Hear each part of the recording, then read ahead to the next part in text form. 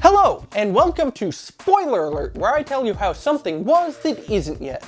This week we're looking at Season 5 of Game of Thrones, the show that proves you have the capability to understand the complexities of medieval politics, you just choose not to because it doesn't have dragons. Now, this is a show that has garnered a lot of fame and quite a reputation for killing off a lot of major characters, and I'm sorry to say that this season is no different. We will be losing a few familiar faces. Let's start off with one of the biggest. Well, sort of.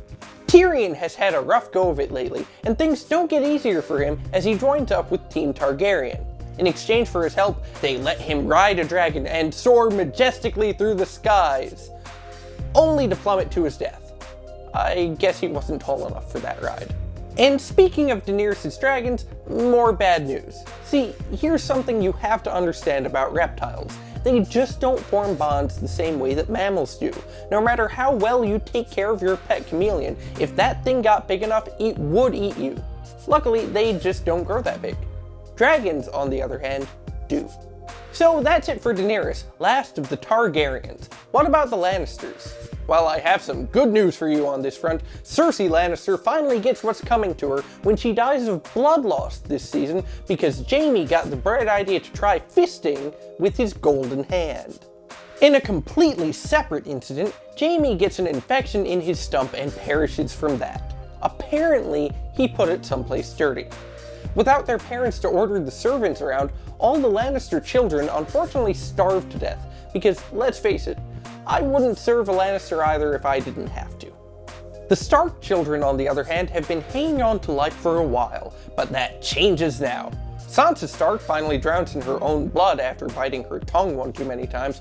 Bran gets eaten by his wolf when he realizes that his owner is in fact a meal on wheels, and Arya, badass that she is, accidentally sneezes when death comes to visit and ends up saying today.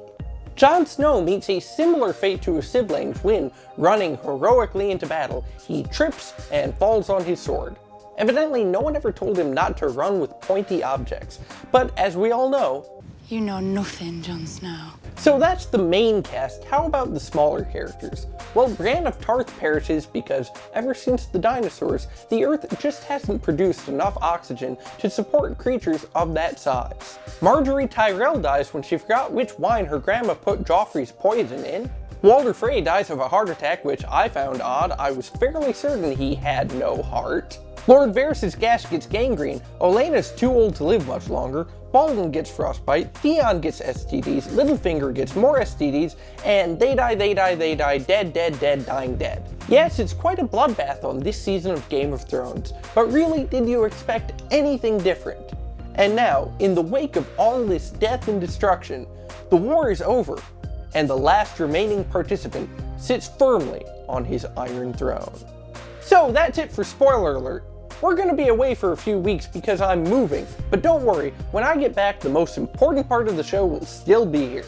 I speak, of course, about the red couch behind me.